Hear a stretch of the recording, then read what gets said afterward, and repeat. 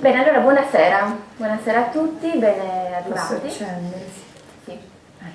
E siete numerosi e vi dirò che sinceramente questo è uno di quegli incontri a cui mi sarebbe piaciuto essere dall'altra parte una volta tanto, ma per il piacere di ascoltare, di assimilare tutte le notizie, chiamiamole curiosità, insomma tutte le informazioni che ci arriveranno da questa serata, però poi ho il vantaggio poi in realtà di porle io le domande e spero di accontentare l'interesse, insomma di coprire l'interesse ampio di tutte le persone, professionisti, vedo che ci sono anche avvocati, insegnanti, giovani, insomma tutte le persone qui presenti.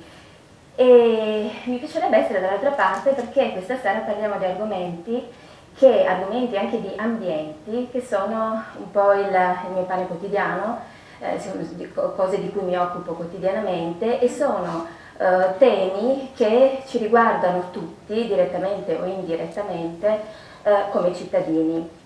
Questa sera parliamo di violenza di genere, violenze di genere, violenze sulle donne, che sono all'ordine, potete immaginare quanto, a parte gli avvocati e i magistrati qui presenti, quanti siano i casi che ogni giorno arrivano nelle aule dei tribunali e prima ancora nelle procure. E per violenze di genere, per violenza non intendiamo soltanto ovviamente le violenze fisiche, ma anche chiaramente tutte quelle prevaricazioni, quelle prepotenze, quegli abusi, anche prima ancora a livello morale, penso anche agli atti persecutori che poi è lo stalking, si traduce nello stalking.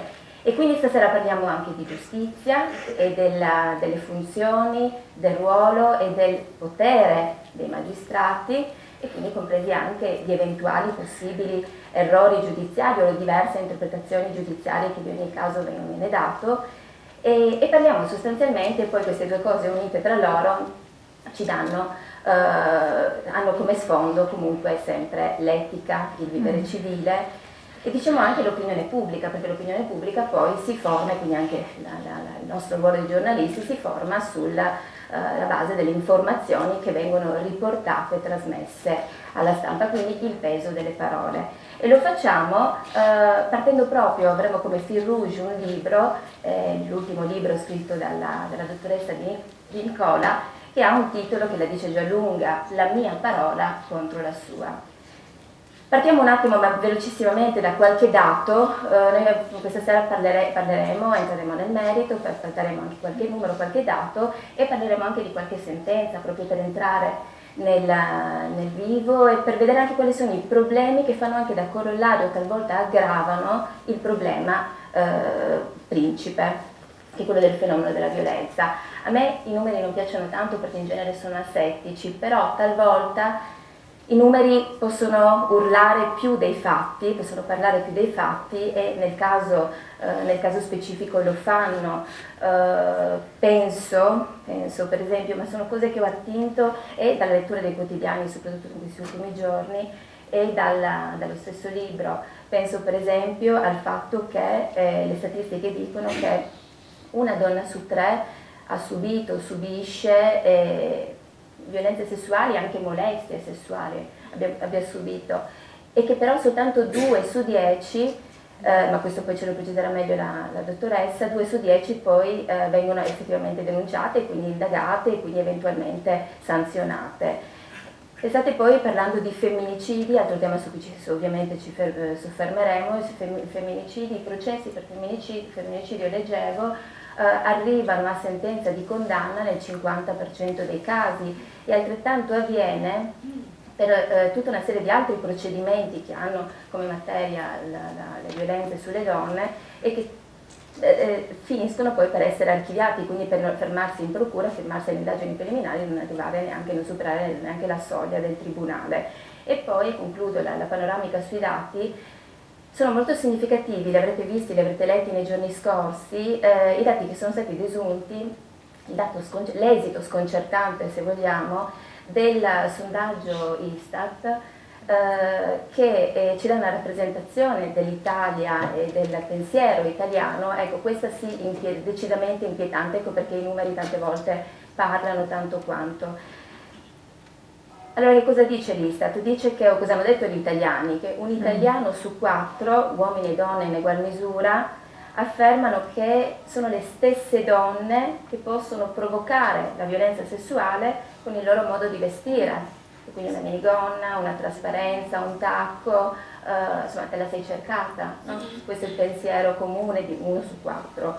Un italiano su 7 ritiene che se una donna subisce violenza quando è sotto l'effetto dell'alcol o di qualche sostanza stupefacente, beh, anche lì se l'è un po' cercata, è corresponsabile, ne è responsabile o corresponsabile.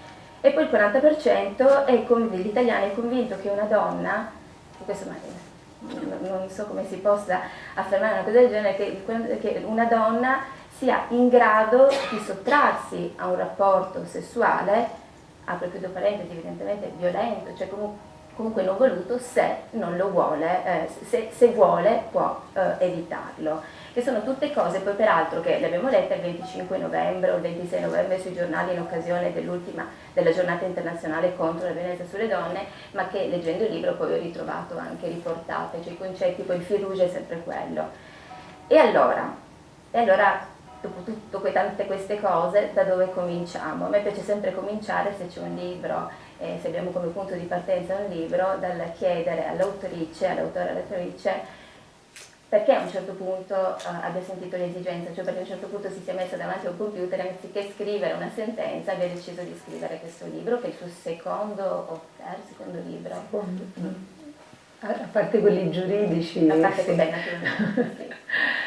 Allora, grazie di questo invito intanto, è la prima volta che vengo qui e sono davvero onorata perché è un'occasione importante e so che la tradizione e la storia che ha questo tipo di manifestazione. Quindi intanto ringrazio gli organizzatori e l'associazione che ha consentito questa giornata, questa serata. La domanda che lei mi pone è perché io abbia scritto un libro, visto che io scrivo sentenze. Perché ho scritto troppe sentenze nell'arco di oltre 20 anni, vedendo replicata la violenza nei confronti delle donne in maniera continuativa, senza mai una rottura, un'interruzione, una modifica di quel tipo di narrazione che avviene nelle aule di giustizia. E quindi mi sono chiesta come fosse possibile che donne e uomini, perché il tema è, noi parliamo di violenza contro le donne, ma poco parliamo del fatto che questa sia una violenza degli uomini nei confronti delle donne.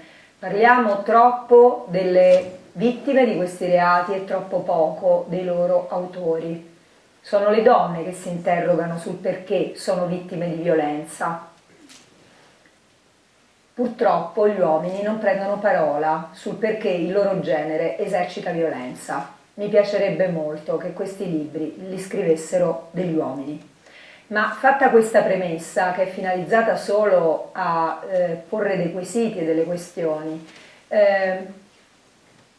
da giudice vedere replicare quotidianamente questo tipo di assetto che si ripete, come vi dicevo, in modo sempre uguale, che come dicevo è, come dico solitamente, è una violenza molto democratica, l'unico reato davvero democratico che non vede frontiere di nessun genere, frontiere economiche, frontiere culturali, frontiere professionali, frontiere religiose, frontiere di nazionalità o altro genere. È l'unico reato che viene commesso con la stessa identica modalità in tutti i contesti. Non ce n'è nessuno che sia esente da violenza, nessuno strato sociale, economico o culturale.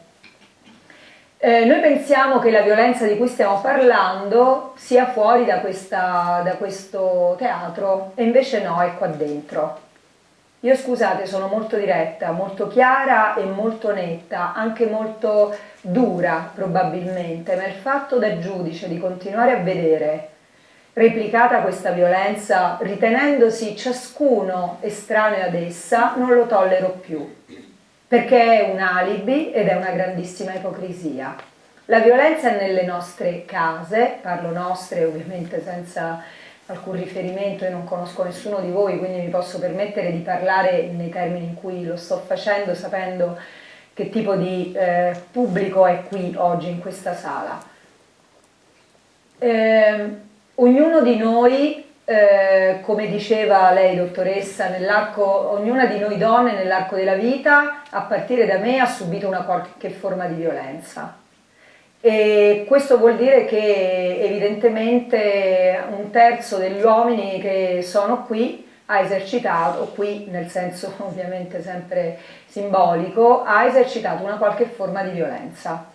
Allora qual è il punto? Il punto è la consapevolezza.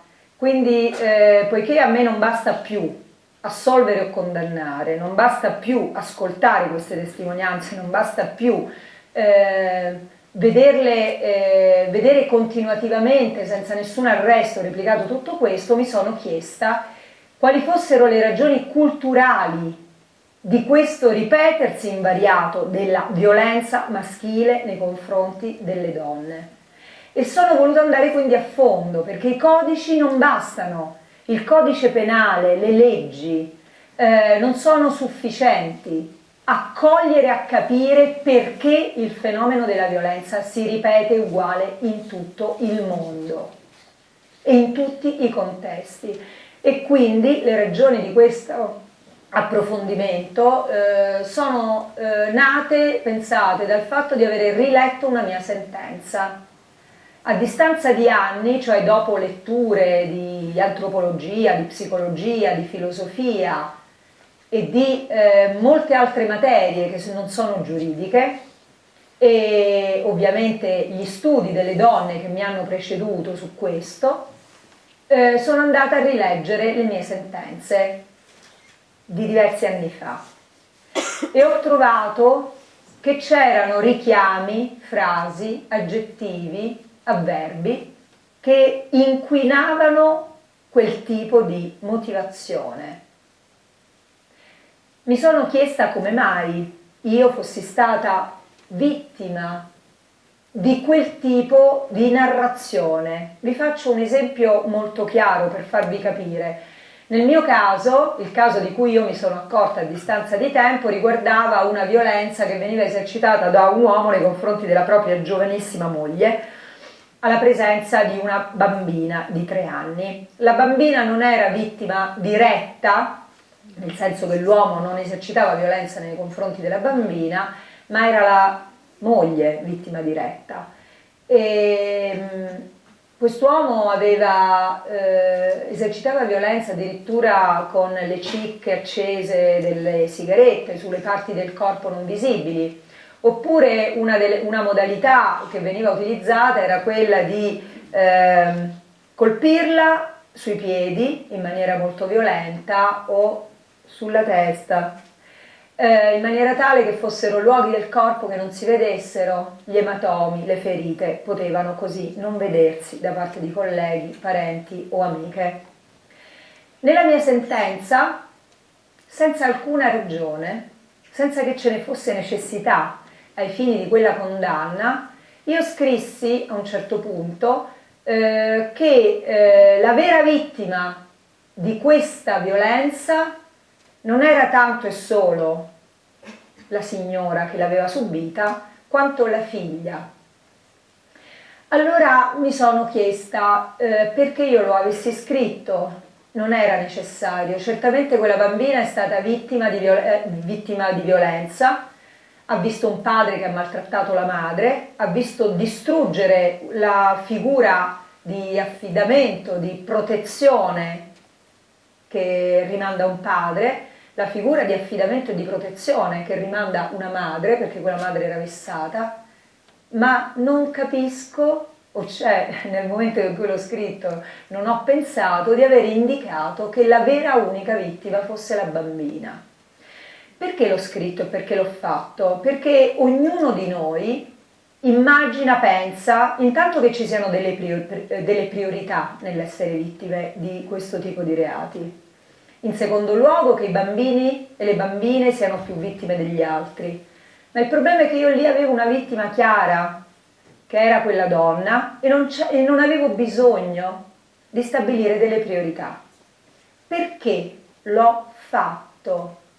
Perché ho dovuto ridimensionare, questa è la lettura che io vi propongo oggi, è come se avessi avuto bisogno, pur non essendocene la necessità, di ridimensionare la vittima che aveva denunciato, quella donna, individuando una vittima ulteriore, una vittima ancor più fragile.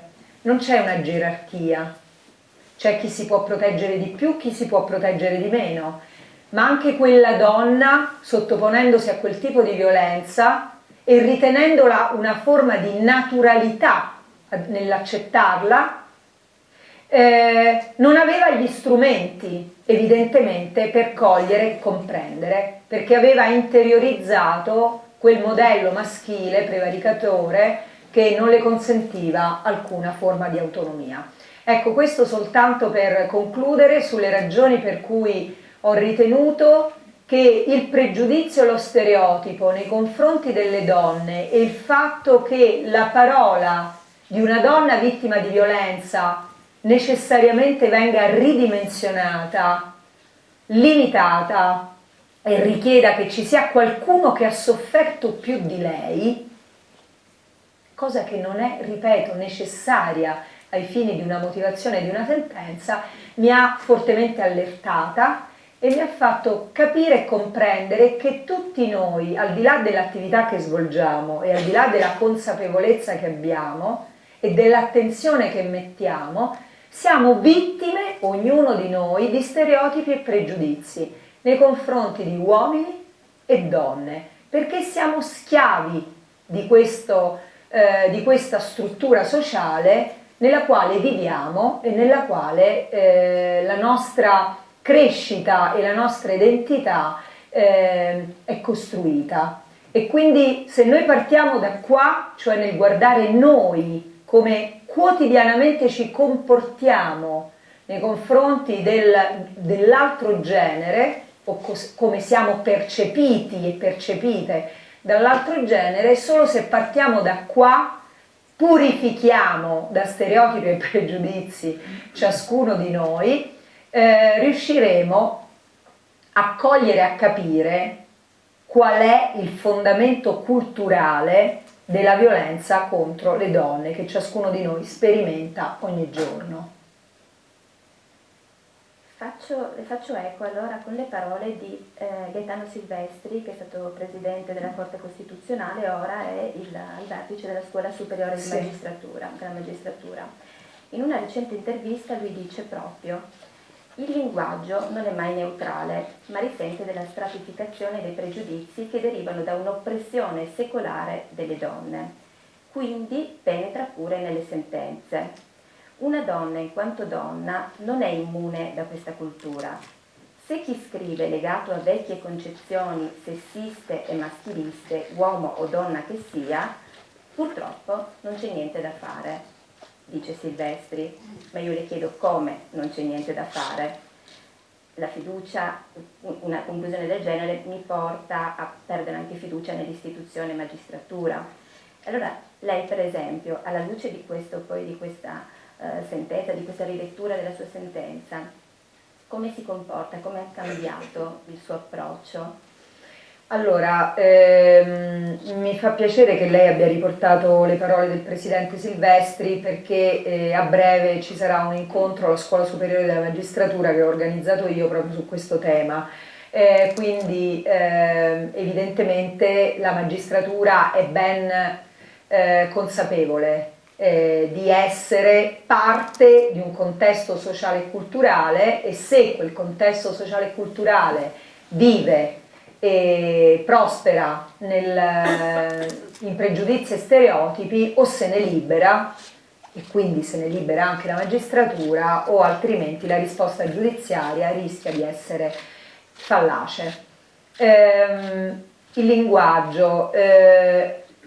Noi magistrati abbiamo un importantissimo potere, uno straordinario potere, che è il potere istituzionale non solo di pronunciare le nostre decisioni in nome del popolo italiano, ma anche di utilizzare argomenti che quel popolo italiano deve cogliere e comprendere. E allora qual è l'inganno? Che se l'argomento è un argomento stereotipato, tutti lo comprendono. Se l'argomento invece rompe lo stereotipo e il pregiudizio, è difficile che venga colto e compreso. Questo è il punto e questo è il problema. E la magistratura quindi ha un ruolo, a mio avviso, fondamentale attraverso l'attività interpretativa, e cioè quello di cogliere lo stereotipo, cogliere il pregiudizio che entra nell'aula di giustizia, e adesso vi farò degli esempi, e depurare quella narrazione, perché solo questo consente di decidere sui fatti e non sulle opinioni inconsapevoli di chi decide. Vi faccio un esempio che è molto diffuso. Il primo è che una donna che denuncia, una donna che prende uno schiaffo più volte da un marito, non lo dice a nessuno. Lo giustifica sempre, sempre. E mi rivolgo anche ai ragazzi e alle ragazze che ci sono qui. Avere qualcuno che ti dice non mettere quel rossetto, non mettere i tacchi, non mettere la scollatura, non fare, non fare, non fare, è una limitazione della propria libertà personale. Non è necessario lo schiaffo, è sufficiente che ci sia una qualsiasi forma, diretta, indiretta, più o meno manipolatoria, in cui si fa credere alla propria partner, alla propria partner, che quel messaggio è un messaggio finalizzato non a ridimensionare la sua libertà, ma a manifestare un sentimento. È quello che leggiamo purtroppo sui giornali all'esito di un femminicidio, un raptus di gelosia, un uomo che non accettava la fine di quell'amore. Ecco, queste narrazioni sono inquinate e i giornalisti hanno uno straordinario potere di replicare e rimandare stereotipi. L'uccisione di una donna da parte di un uomo, che si chiama femminicidio, non abbiamo ancora la fattispecie penale nel nostro paese, ma ce l'hanno molti paesi, in particolare nel Centro e Sud America, non è l'uccisione di chiunque. Infatti si chiama femminicidio perché una donna viene uccisa perché ha esercitato un atto di autonomia. Questa è la caratteristica del femminicidio. Non si accetta da parte di un uomo che una donna eserciti il proprio diritto di libertà, qualsiasi esso sia, che sia lavorare fino a tardi, che sia avere un'altra relazione, che sia quella di separarsi da quel rapporto, che sia quella di accettare un trasferimento, che sia quella di vestirsi come desidera. Cioè tutti atti che ad una donna non si perdonano. Gli uomini presenti in questa sala forse non sanno che le donne non conoscono dal fondamento la libertà. Noi non sappiamo cos'è la libertà. E lo dico anch'io da giudice. Pensate, sono una donna di potere, voi ritenete, una donna delle istituzioni, una donna autonoma economicamente, ma io non so cos'è la libertà.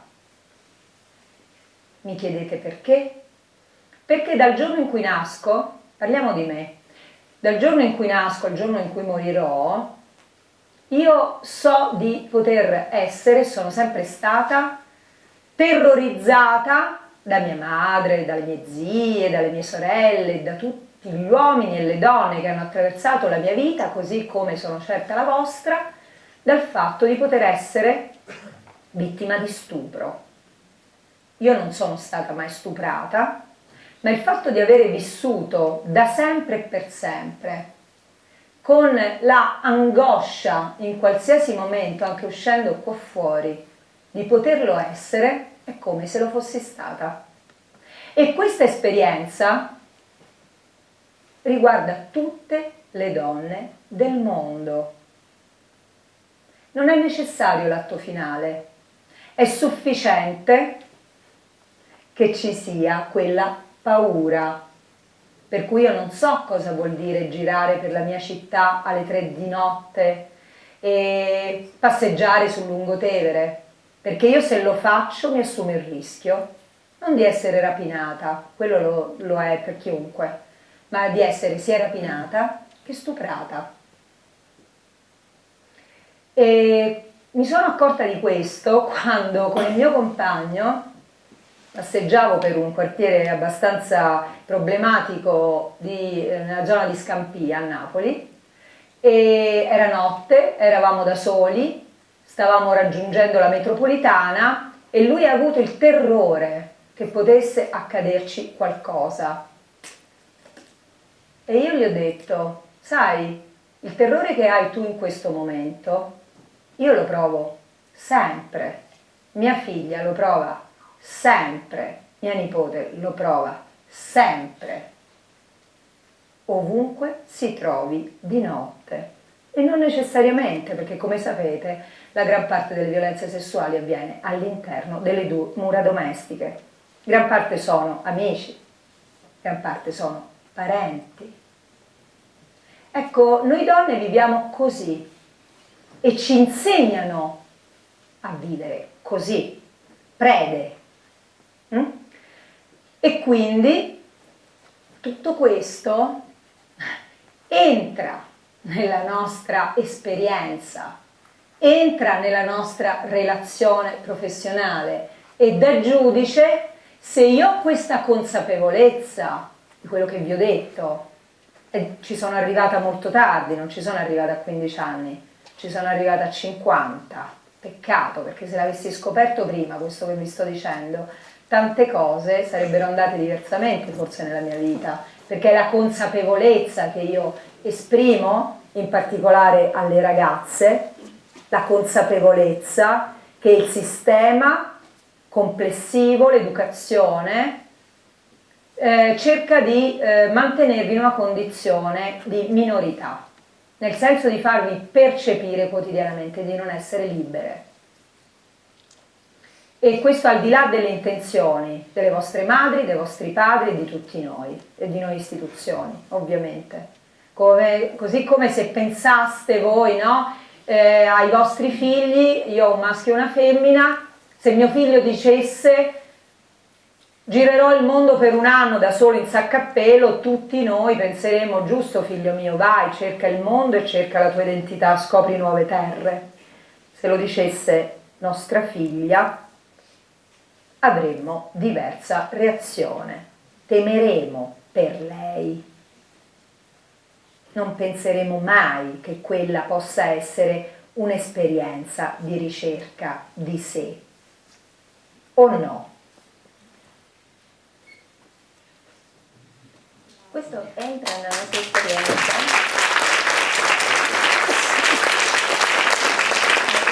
Entra nella nostra esperienza senza essere stato venendo interiorizzato passivamente, perché infatti questo ragionamento io è la prima volta che lo sento nella mia educazione, nella mia formazione, cioè è un lavoro di scavo culturale che effettivamente dovrebbe entrare nella formazione di tutti uomini e cioè donne e uomini.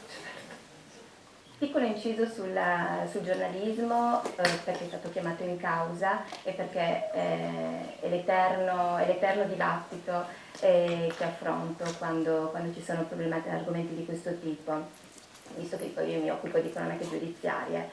E devo dire che il dovere, è vero, allora tutti quanti abbiamo una responsabilità, certo, e quindi le cose vanno fatte con buon senso. Il giornalista però è un'altra cosa rispetto al magistrato, che a sua volta ha il dovere di leggere e con senso critico ciò che scrive. Alla stessa maniera deve farlo il giornalista, però il dovere primario del giornalista è informare. C'è la famosa regola delle 5 V, chi, dove, come, quando e perché, E allora se c'è un omicidio nei confronti di una donna così come di un uomo, il giornalista ha il dovere di spiegare anche il perché c'è stato quell'omicidio, e non può farlo, non ha strumenti investigativi, lo fa attingendo dapprima alla polizia, all'attività della polizia giudiziaria, e poi ciò che certifica primo, secondo e terzo grado e naturalmente la magistratura. Quindi io rispondo sempre che se anche perché il raptus non esiste, il raptus non esiste, però comunque sono valutazioni quelle psichiatriche e psicologiche che poi servono anche per il calcolo della pena, e quindi mi aggancio agli aspetti tecnici, un po' sul tecnico, ma partendo da un tema assolutamente arcinoto comune e delicato, la gelosia, perché in un modo o nell'altro quello è la ruota. Allora, la gelosia è il senso del possesso e fa parte di qualsiasi storia, di qualsiasi relazione. Ciò che cambia è la maniera in cui il partner uomo o la partner donna considera l'altro partner. Certo che se lo considera un oggetto saltano tutti gli equilibri e quindi manca il rispetto. La gelosia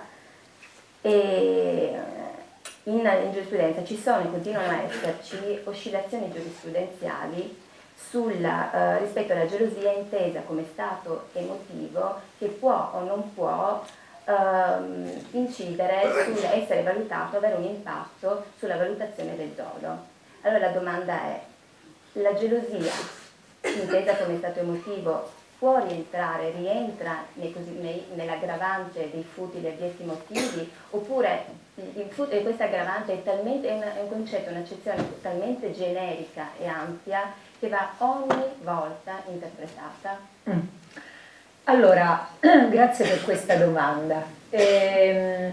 La gelosia.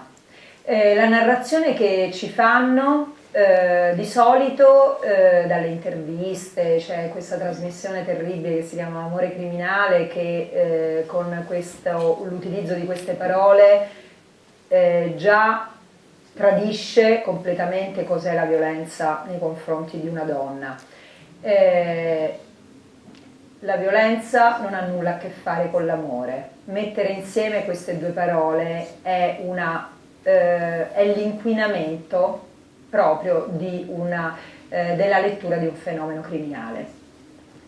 La gelosia è una parola che voi sentite molto ripetuta, io la sento nell'aula di giustizia per giustificare una serie di comportamenti, schiaffi, impedimento ad uscire, femminicidio e tanto altro. La parola gelosia non esiste nel codice penale. La gelosia è una costruzione che viene utilizzata da chi riferisce e riporta dei fatti. Quindi talvolta sono le stesse persone offese, le vittime di questo tipo di reati, che giustifica il proprio partner dicendo lui era un tipo molto geloso. Allora, premesso che romanticizzare la violenza è un errore culturale, perché la gelosia può essere un sentimento e comunque consente di essere controllato da chi lo vive, come qualsiasi altro sentimento, così come la rabbia, così come la gioia, così come qualsiasi altro tipo di sentimento, ammesso che appunto lo riteniamo tale. Quando sfocia in una violenza non è più gelosia. La Corte di Cassazione 30 anni fa riteneva che la gelosia fosse uno strumento interpretativo per spiegare alcuni comportamenti, e quindi veniva ritenuta 30-40 anni fa un'attenuante utilizzando i motivi di particolare rilievo morale o sociale, cioè c'è un'attenuante del codice penale che ha questa dizione, e quindi tra i motivi di particolare valore morale e sociale si faceva rientrare la gelosia, perché era epoca diversa, perché non c'erano gli strumenti conoscitivi, perché non c'era la consapevolezza che la gelosia ha nulla a che fare con la violenza, che la gelosia, per come veniva riportata nelle aule di giustizia, non era altro, non era un sentimento, ma era esclusivamente esercizio di potere e possesso rispetto alla libertà di una donna. Quindi i magistrati hanno fatto molti passi in avanti, perché quella che prima era un attenuante dal punto di vista interpretativo, ormai sono più di 20 anni che è un aggravante. È una aggravante.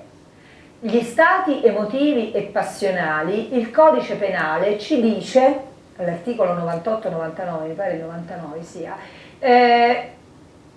il codice penale ci dice che non devono essere valutati in alcun modo, che non incidono, perché altrimenti sarebbe facile. Io faccio una rapina, io ammazzo qualcuno, io commetto una truffa e dico sì, ero sotto uno stato emotivo e passionale, di qualsiasi genere, di rabbia, di felicità, di gelosia, appunto, eccetera. Quindi il codice penale quindi non impone l'utilizzo di tutto questo per interpretare la violenza contro le donne e depotenziarla e ridimensionarla. È un aggravante e rientra, come diceva lei giustamente, la gelosia rientra tra i motivi abietti o futili. Poiché, ripeto, il codice penale non prevede la parola gelosia, siamo noi interpreti che quando voi ce la raccontate all'interno di un'aula di giustizia, voi che siate vittime, voi che siate imputati, voi che siate testimoni, e ci riportate questa gelosia dentro l'aula, noi giudici dobbiamo valutarla e dobbiamo inserirla in qualche modo, ammesso che non venga ritenuta del tutto una lettura sbagliata di una certa situazione. Quindi attualmente la giurisprudenza da quasi 20 anni interpreta la gelosia come una aggravante. È un motivo abietto che determina un comportamento. Questo è lo stato dell'arte. Quindi vi riporto questi argomenti perché l'interpretazione cammina sulle gambe degli uomini e delle donne che indossano la toga, che siano giudici, che siano avvocati, che siano testimoni, che siano forze dell'ordine. Sono loro, siete voi che entrate nell'aula, sono gli psicologi che portano e riportano una lettura di un fatto. E quindi se 30 anni fa la gelosia era un attenuante e oggi un aggravante, vuol dire che la magistratura ha fatto degli importanti passi avanti, perché è il contesto sociale che ha fatto degli importanti passi in avanti. Quindi ciò che scrive il giudice e l'argomento che utilizza è un argomento che trova linfa, trova forza o trova conferma anche nel contesto sociale in cui viene prodotto. E questo è importante perché la narrazione che viene fatta sui giornali, per cui non si va a cercare se quella coppia vedeva un uomo che picchiava la moglie da anni, ma chiude dicendo è stato un delitto passionale, ancora si usa il delitto passionale, talvolta leggo e sento nei telegiornali e la gelosia ha mosso quell'uomo perché quella donna si stava separando da lui, è una narrazione inquinata, perché attribuisce ad un libero esercizio di un diritto che è quello di separarsi da un uomo la causa giustificatrice di quella morte. Quindi sarà anche un fatto che quella morte avviene in fase di separazione, ma raccontata così è sbagliata. è sbagliata in diritto ed è sbagliata in fatto. Quindi poiché io vedo che quando i giornali o le televisioni raccontano il femminicidio in un certo modo, vi dico anche che quel modo entra nell'aula e che i protagonisti di quella vicenda la raccontano alla luce di quel tipo di prospettazione sbagliata, omettendo dunque i dati di fatto che servono a me ad interpretare il fatto e poi ad applicare la norma. Perché quando sento i carabinieri che parlano di liti familiari a fronte di una donna che ha denunciato 3 volte violenza, potete capire che la lite familiare non è un reato e se entra nella mia aula depotenzia quella violenza. E allora io come arrivo a qualificare la violenza? È un circolo che si autoalimenta. Restiamo un attimo nell'aula, perché siccome ci sono anche diversi giovani, e facciamo finta appunto che ci sia, per dare un'idea pratica, e continuiamo su questo filone, cioè siamo in un'aula di giustizia, siamo a un dibattimento, siamo davanti a una corte d'assise, sì, che giudica in primo grado, quindi anche con i giudici popolari. Da una parte se c'è, nel caso della corte d'assise la vittima non c'è più, un processo qualsiasi, ecco, per una però ci sono i racconti di altri. Nell'uno e nell'altro caso, lei ritorna spesso su questo concetto, la donna che trova la forza di denunciare, trova il coraggio di denunciare, spesso finisce per ritrovarsi dalla parte spesso finisce per essere colpevolizzata a sua volta, o per autocolpevolizzarsi, o addirittura anche, sappiamo ancora prima, per ritrattare la denuncia e quindi fare passi indietro per tutta una serie di ragioni. Quali sono all'interno del dibattimento, che poi è la narrazione per l'appunto, spesso quali sono le spie dell'inquinamento all'interno di un dibattimento? Lei dalla parte del giudice, dove coglie il fallace, la strada errata? Nelle parti, anche tra gli avvocati, cioè il PM che fa le domande? Tutti a partire dal giudice. Allora il tema è questo, è la consapevolezza, perché tutti, questo è l'assunto da cui parto, tutti siamo vittime di pregiudizi e stereotipi nei confronti degli uomini e delle donne. Gli uomini sono violenti, gli uomini sono ambiziosi, gli uomini sono coraggiosi, gli uomini sono sessualmente inarginabili, gli uomini sono così. Le donne sono fragili, le donne sono timide, le donne sono passive. Noi viviamo dalla notte dei tempi con questa serie drammatica di coperture, ruoli, imposizioni. Quindi un uomo che è timido è un uomo che rischia di non essere ritenuto un uomo che è riconosciuto. Un uomo che non è ambizioso è un uomo che il suo contesto potrebbe ritenere un uomo di seconda scelta. Una donna che convinta delle sue opinioni e che le afferma con voce stentorea è aggressiva, è un po' isterica se insiste. Allora il punto è questo, che ognuno di noi ci si è trovato da una parte e dall'altra. Tutto questo appartiene al contesto sociale e culturale qualsiasi.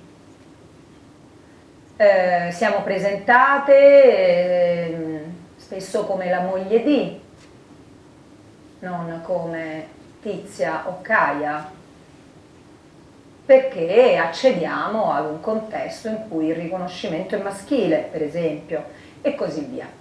Allora, per non parlare dei libri di scuola, in cui non esiste competenza femminile, in cui non esistono filosofe, in cui non esistono pittrici, in cui non esistono economiste, in cui non esistono donne che hanno fatto la storia di questo paese o di qualsiasi altro paese. Quindi questo è il contesto. Questo contesto ci appartiene, entra nell'aula di giustizia. Lei mi chiede qual è la prima avvisaglia?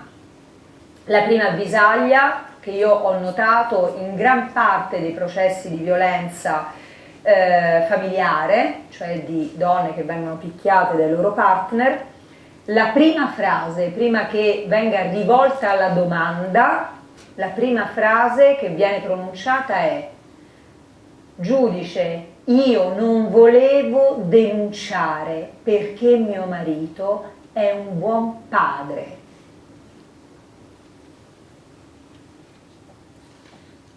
Io rispondo: signora, io non gliel'ho chiesto, risponda alle mie domande.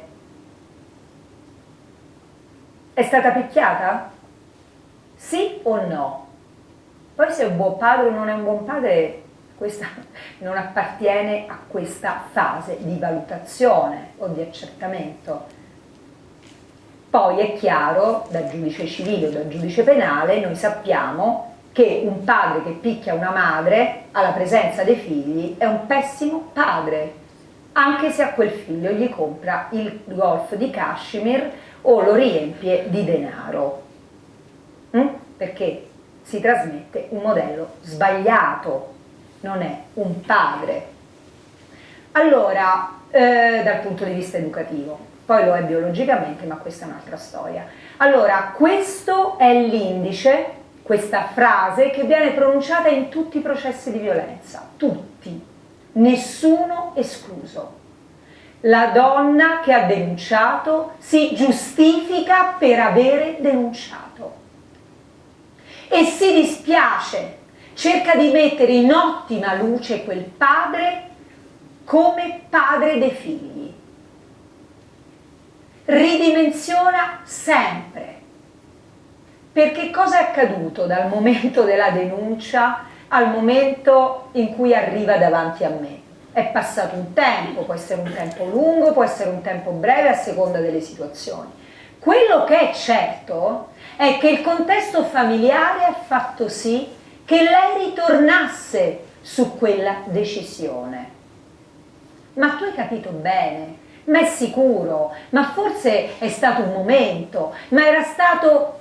Inizia tutta l'attività di giustificazione di quella violenza. Sapete come avviene? Poverino, aveva perso il lavoro, poverino, ti volevi separare, poverino, sua madre è morta, poverino, si è rotto una gamba, poverino, poverino, poverino. E questo entra nell'aula, io lo vedo. Tutti giustificano un uomo che ha esercitato violenza, vi assicuro, tutti.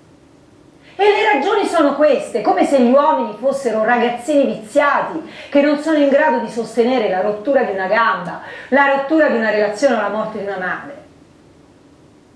Gli uomini non sono questo, ma questo è quello che entra in un'aula. E quindi esperienze negative subite da un uomo diventano ragione di giustificazione di quella violenza, come se gli uomini non fossero in grado di gestire i problemi della vita. E invece tutto ricade su chi denuncia quella violenza. Questo è il trucco. Ed è un trucco che si comprende da quel tipo di frase: io non volevo denunciare per non togliere i figli a mio marito che è un buon padre, perché non c'entra nulla questo, vuol dire che c'è stata una manipolazione, un accerchiamento, un lavaggio del cervello che ha fatto sì che quella donna, per avere denunciato, si senta responsabile di avere rotto quell'assetto. E chiudo, perché sembra che sono cose che accadono fuori da qua. voi pensate se in una vostra casa, nella vostra famiglia, parliamo di docenti universitarie, parliamo di avvocate, di magistrate, di giornaliste, parliamo di cassiere, parliamo di operai, di qualsiasi. E sappiate che che le donne che meno denunciano sono le donne di livello sociale e culturale medio-alto, sono quelle che si vergognano di più di essere soggette a violenza, perché lo stereotipo le colpisce duramente. E pensate quello che accadrebbe nella vostra casa se io denunciassi il mio compagno, che è un uomo che amo, però voglio cercare di capire cosa accadrebbe nella mia famiglia e nel mio ambiente di lavoro, visto che lui fa il mio mestiere. Sarebbe una tragedia per me, per me. Pensate ai vostri contesti, pensate alle vostre famiglie, pensate alle vostre madri, alle vostre compagne.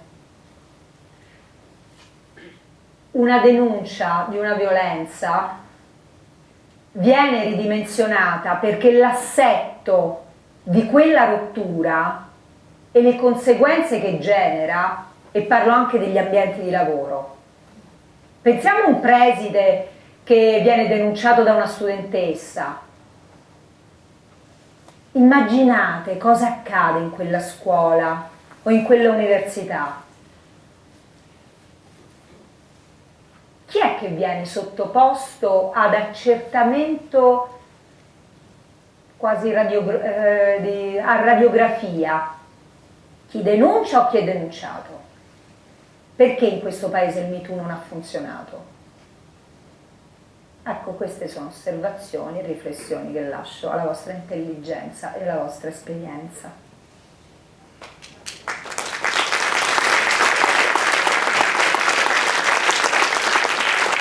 E questo è il pregiudizio che entra, c'è tutto il pregiudizio, il castello che abbiamo, ci portiamo dentro, il portato in aula. C'è una sentenza, torniamo a ridare la penna ai magistrati, c'è una sentenza che ha fatto tanto discutere nei mesi scorsi in Italia, che è quella in secondo grado emessa dalla Corte d'Assise d'Appello di Bologna, che ha ribaltato, come diciamo noi giornalisti, la sentenza di primo grado del GUP, e a fronte di un omicidio per strangolamento di una donna da parte del compagno, stavano assieme da poco tempo a Riccione, dai 30 anni che erano stati emessi agli inflitti in primo grado, li ha abbassati a 16, perché nelle lettere di motivazione, depositate delle motivazioni, si è scoperto che i giudici hanno avvalorato un aspetto della perizia psichiatrica che parlava di questa soverchiante, di questa tempesta emotiva, l'avete sentito, la tempesta emotiva, e quindi attenuanti generiche in regime di equivalenza con l'aggravante. Sentenza che ha fatto tantissimo discutere evidentemente, perché si è temuto a apriti cielo uno scivolamento, no, verso il ritorno al delitto d'onore, abrogato nel 1981-82. Poi però la Cassazione ha rimesso le cose a posto di recente, ha annullato la sentenza. Allora, intanto le chiedo questo, se c'è questo rischio, cioè, anche questa schizofrenia, posso definirla così dal nostro punto di vista di non addetti ai lavori, nello scrivere, nel leggere le perizie, la narrazione, le denunce, i verbali. Dunque, un po' disorientati. Sì, avete ragione ad esserlo, però ecco, voglio dire anche che la magistratura ha i propri anticorpi, nel senso che noi abbiamo avuto un giudice di primo grado che non ha riconosciuto le attenuanti generiche, c'è stato il giudice di secondo grado che invece le ha riconosciute, e poi c'è stata la Corte di Cassazione che ha annullato in forza di un ricorso proposto da un pubblico ministero. Quindi dal punto di vista della struttura processuale gli strumenti ci sono per evitare gli errori. Il problema è la lettura che ne viene data, giustamente come lei dice, da chi si sente confuso a fronte di queste diverse interpretazioni. Allora, rispetto a questa sentenza, io vi posso dire che si tratta di una sentenza che subito in ambito giudiziario, quindi tra magistrati, venne ritenuta debole quella motivazione.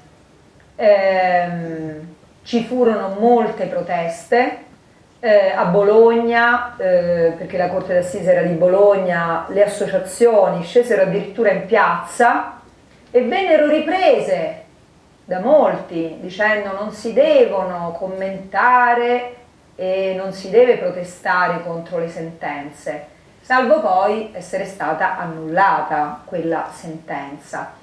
Qual era diciamo, l'inghippo logico giuridico che compiva, per cui apparve da subito una sentenza che sarebbe stata annullata? L'inghippo era questo, che sosteneva la sentenza che la gelosia fosse un aggravante, perché quest'uomo era stato preso da questo afflato per avere saputo o avere sentito che la signora riceveva dei messaggi mentre si trovava con lui. Quest'uomo viene sottoposto a visita psichiatrica durante il processo, perché una delle tesi che viene sempre sostenuta dai difensori è che chi commette questo tipo di reati è preso dal raptus, da un momento di improvviso obnubilamento dei propri sentimenti e della propria razionalità, e uccide quindi per un afflato emotivo. La perizia psichiatrica, e questo ci tengo a sottolinearlo, aveva detto che lui stava meglio di me, cioè che lui era perfettamente consapevole di quello che faceva e di quello che aveva fatto, che quindi non c'era nessuna attenuazione possibile. Utilizza lo psichiatra questa infelice dizione, e cioè che quell'atto, sebbene cosciente, sebbene consapevole, sebbene volontario, sebbene voluto, era stato comunque commesso in un momento di tempesta emotiva. No. Bene, però aveva detto che era assolutamente capace di intendere e di volere. Cosa fa la Corte d'Assise d'Appello? Valorizza questo dato per riconoscere attenuanti generiche, cioè dice la gelosia è un aggravante, quindi è un omicidio aggravato, quindi il giudice di primo grado gli aveva dato 30 anni, però io ritengo che quando lo psichiatra ha scritto che lui, pur capace, consapevole, volontariamente volto ad ammazzare, era comunque vittima di una tempesta emotiva, ritengo che quella tempesta possa essere valorizzata per concedergli le attenuanti generiche e quindi ridurre la pena. È chiaro che, ora leggeremo la motivazione della Cassazione che ha annullato, è chiaro che è illogico, cioè non è conseguenziale il ragionamento, e quindi non vi dovete sentire confusi. È che ci sono volte in cui gli argomenti che i giudici utilizzano sono argomenti che devono essere letti. Io invito fortemente alla lettura delle nostre sentenze. Leggetele bene, temete di non capirle? Non vi preoccupate, perché le capirete benissimo, perché noi scriviamo e amministriamo la giustizia in nome del popolo italiano, e quindi quel popolo italiano i nostri argomenti li deve capire, e se non li capisce fa bene, al di là degli strumenti giuridici che abbiamo per annullare o confermare le sentenze, quel popolo italiano fa bene a valutare quelle sentenze, a protestare o a sostenerle, a seconda delle situazioni.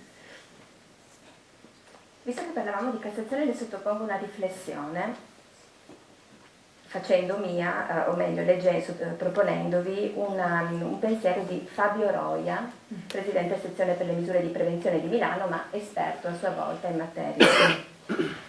Lui dice che è convinto che oggi le sentenze di avanguardia e più coraggiose su questi temi arrivino da una Cassazione ringiovanita e non dai giudici di merito che, dice, hanno meno sensibilità culturale extragiudiziaria sui temi civili e sono più attenti ai tecnicismi. Ecco, infatti le chiedevo proprio una sua valutazione, se condivide. Sono assolutamente d'accordo con Fabio Roia, che è un collega che mi onoro che sia mio collega, perché ha il coraggio di dire e scrivere queste cose. È vero, la Corte di Cassazione, in cui si arriva in età più avanzata, quindi con una maggiore consapevolezza ed esperienza, è molto avanti, perché in Corte di Cassazione ci sono uomini e donne della generazione dei 50-65 anni, diciamo. Quindi è una generazione che ha fatto delle importanti battaglie civili nel nostro paese, che ha vissuto quindi in un contesto molto, molto ricco culturalmente, e questo si vede nelle interpretazioni che spesso sono molto avanzate.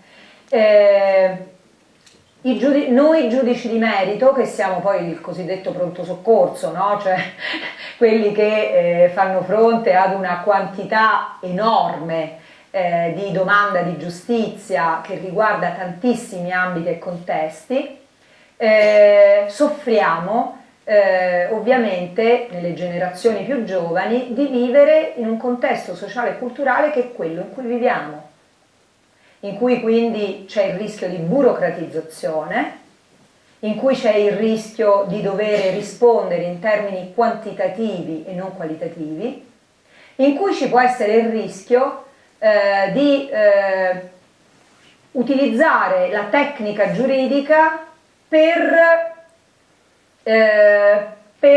evitare fughe in avanti. E quindi, come dico ai miei magistrati e magistrate in tirocinio, per me è più importante che voi leggiate la mattina il giornale e che leggiate libri di filosofia e di letteratura, piuttosto che abbiate la conoscenza dell'ultima sentenza della Corte di Giustizia o della Corte di Cassazione. È bene che abbiate anche quella, ma è molto bene anche che voi andiate al cinema e leggiate poesie, letteratura e tutto quanto. Fa l'identità non solo di un paese, ma anche di ognuno di noi.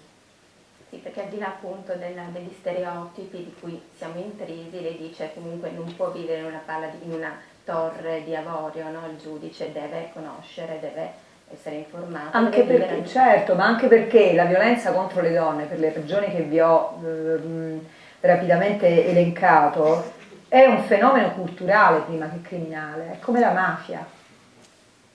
Allora, se si conosce il fenomeno sotto il profilo culturale, come si sviluppa, come si esprime, quali sono i limiti che ci impone, che fanno sì che noi non lo vediamo. Françoise Héritier, una antropologa francese a cui io sono molto legata, parlava dell'evidenza che non si vede. La violenza nei confronti delle donne è una violenza che non si vede. Io l'altro giorno ero, e ci sembra naturale, io l'altro giorno ero sull'ascensore, avevo con me 2 avvocati, un uomo e una donna, della stessa età, sessantenni, non sapevano che io fossi un giudice, li ho sentiti parlare e lui prendeva a buffetti la sua collega in un ascensore di un ufficio giudiziario un'avvocata della sua età? Perché? Non è un atto da denunciare, è un atto che non è una violenza sessuale, non è una violenza fisica, forse psicologica, ma comunque sia, mi ha rimandato un senso veramente di disagio.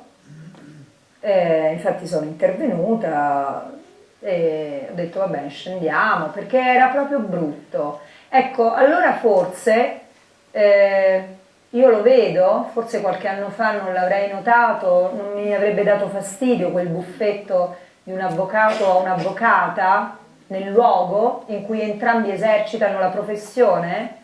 Ecco, adesso mi dà molto fastidio, e quindi anche la battuta e anche quella barzelletta che non fa ridere e tante altre cose sono quello, il brodo di cultura della violenza. Allora, perché noi dobbiamo vivere nel mondo e leggere, studiare e capire? Perché solo così sviluppiamo quegli anticorpi che fanno sì che ognuno di noi abbia i ricettori per interpretare quei fatti, perché altrimenti quella violenza si traduce nella lite familiare e dunque nell'assoluzione.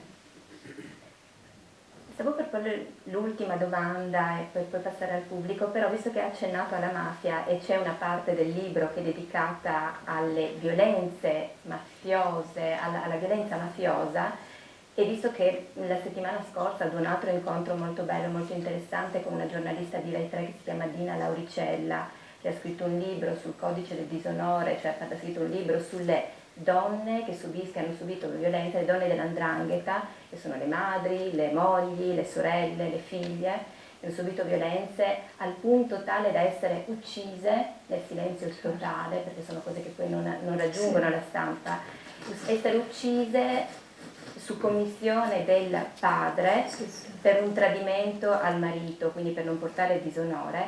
Allora gli chiedo, lei accenna anche delle sentenze un po' datate, ma curiose, e che dimostrano come lo stigma del pregiudizio anche in questo caso prevalga anche e porti vantaggio nuovamente all'uomo. Per esempio le donne che non vengono poi condannate, perché una donna non può essere mafiosa, insomma c'era una sentenza che mi aveva fatto addirittura sorridere, ma datata degli anni '80. Sì, il sistema mafioso è il sistema in cui tutto quello che ci stiamo dicendo assume dei connotati parossistici quasi, cioè gli stereotipi e i pregiudizi nei confronti di uomini e donne arrivano ad una connotazione veramente violenta, quasi vorrei dire, nella loro grezzezza. Quindi una moglie di un uomo di mafia, di 'ndrangheta o di camorra, quando il marito è in carcere, per esempio, non si può tingere i capelli, o non può uscire, o non si può vestire in un certo modo. Noi parliamo di spose bambine, ma le spose bambine non pensiamo che sia una questione soltanto indiana o pakistana. Noi abbiamo le spose bambine in Calabria, nel senso che le bambine già a 13 anni vengono sostanzialmente vendute da clan a clan per creare le relazioni e i rapporti di forza tra le famiglie. Quindi qual è il punto, a mio avviso, significativo? È che per molti anni ci sono state trasmesse queste donne di mafia come delle donne inutili, che servivano esclusivamente a fare figli e che non avevano nessun ruolo all'interno delle mafie, e quindi questa narrazione, che era finalizzata ovviamente a manifestare la straordinaria potenza dei maschi di mafia e depotenziava le donne di mafia, faceva sì che le donne non venissero condannate perché lo stereotipo che passava era che le donne non valessero nulla. Allora vi do due dati. Il primo è che la violenza nei confronti delle donne ovviamente assume è sostanzialmente naturale le famiglie di mafia, cioè quella raffigurazione dei film che abbiamo noi per cui la moglie o la madre della famiglia mafiosa è un intoccabile e quindi ha questi figli che sono ai suoi piedi, ecco, è una narrazione assolutamente sbagliata. Sono tutte vittime di violenza. Pensate che Reggio Calabria è la città d'Italia con il minor numero di denunce per violenza, a differenza di Firenze che è tra le prime. Questo a dimostrazione che dove c'è denuncia il fenomeno ovviamente si esprime e quindi c'è fiducia nelle istituzioni. In terra di mafia la violenza nei confronti di un uomo non viene denunciata.